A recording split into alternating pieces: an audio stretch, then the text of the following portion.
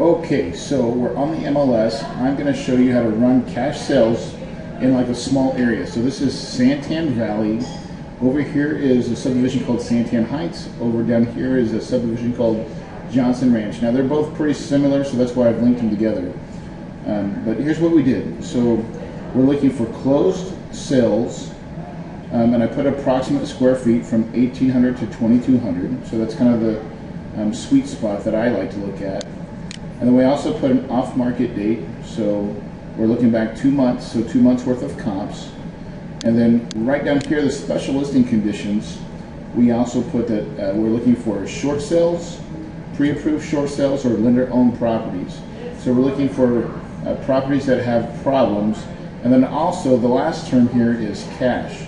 So we're looking for people that are buying homes for cash.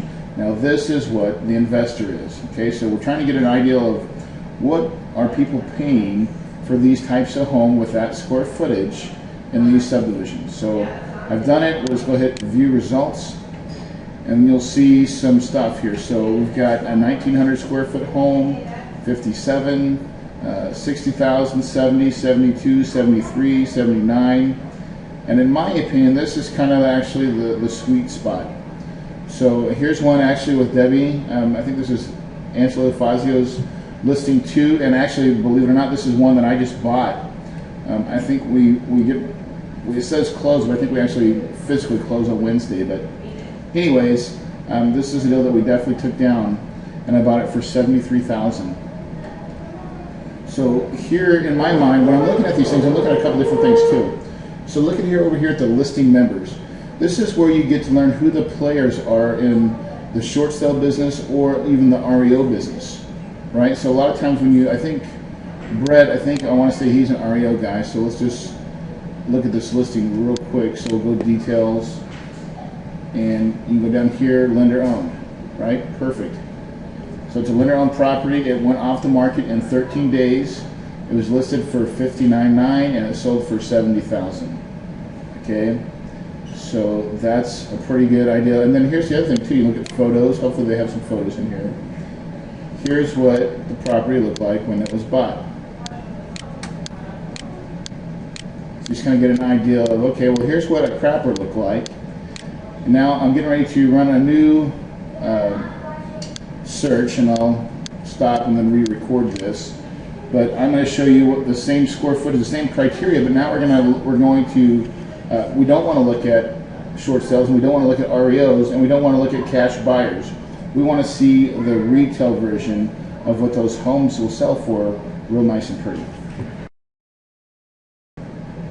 Okay, now we're going to take the same criteria. So the only thing I changed really was to, let me go down here, was to, on these special listing conditions, to put not.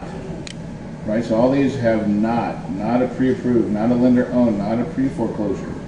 Okay. And then I took out that new financing, I took out that cash part.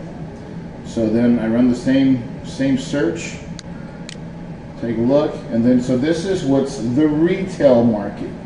Okay, this is what people are paying retail. So same square footage. So that one that I bought for 74, that was like 1,900 square feet. Here's one in Santan Heights that sold for 115. Now here's one for sale for 105. Now on this 115. Now I didn't search for pools, so we'd want to see, does it have a pool? No, it doesn't. Okay, well, what does it look like inside? So here's kind of your pictures. Now this is, wow, it's got white appliances. This is not normal, but it was clean. New carpet, new paint, white appliances, and somewhat of a backyard. Now I also want to go back to this list view, because here's the listing agents that flip homes. Now if you see Ann Peterson, this is Current Realty Solutions.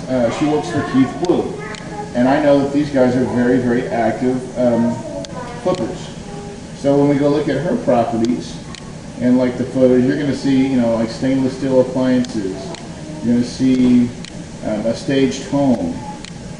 You're going to see really nice ceiling fans up here. Nothing gold in there. It looks really pretty. It looks nice. Okay, now here's another cool thing is This property was on the market for full 7 days. So she listed it at 109 and sold it at 105. Those are the types of numbers that I'm looking for. That's what's called the spread.